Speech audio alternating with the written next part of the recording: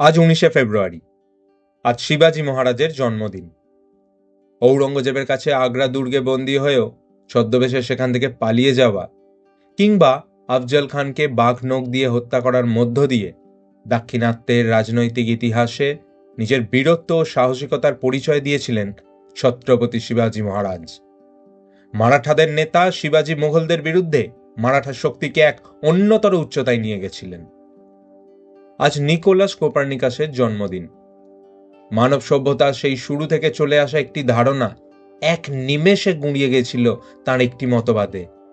মহান জার্মান কবি গেটের মতে সকল আবিষ্কার ও অভিমতের মধ্যে আর কোনোটাই মানব মনের ওপর এতটা প্রভাব ফেলতে পারেনি যতটা ফেলেছিল তার মতবাদ। তার কাছে আধুনিক জ্যোতির্বিজ্ঞান চিরঋণী।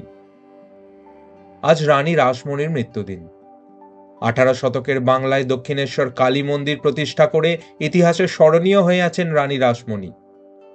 কৈবর্ত সম্প্রদায়ভুক্ত হয়ে কালী মন্দির স্থাপন করার উদ্যোগে সমাজের ব্রাহ্মণদের প্রবল প্রতিরোধ উপেক্ষা করে অবিচল রাসমণি দক্ষিণেশ্বর মন্দির স্থাপন করেছিলেন।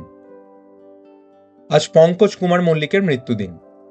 তিনি মাত্র 18 বছর বয়সে নেমেছে আজ প্রথম বাদল গানটি ভিয়েলোফোন কোম্পানি থেকে রেকর্ড করেন।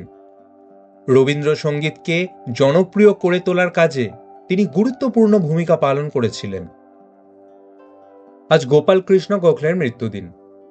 ভারতীয় জাতীয় কংগ্রেসের প্রথম দিকের ব্যক্তিবর্গের মধ্যে গোপাল কৃষ্ণ গোখলে ছিলেন বিশেষ পরিচিত এক ব্যক্তিত্ব। তিনি ভারতীয়দের জন্য বিনা খরচায় প্রাথমিক শিক্ষার পাশাপাশি সিভিল সার্ভিসে আরও বেশি সংখ্যক ভারতীয়কে অন্তর্ভুক্ত করার চেষ্টা করেছিলেন।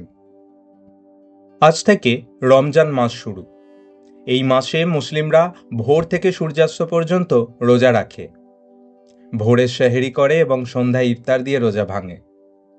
রমজানকে ইসলাম ধর্মের সবচেয়ে বরকতময় মাস বলা হয়। এই সময় সংযম, দান ও ভালো কাজকে বিশেষ গুরুত্ব দেওয়া হয়। 19শে ফেব্রুয়ারি আজকের বাছাইতে আপনাদের জন্য রইল এই তথ্যগুলি।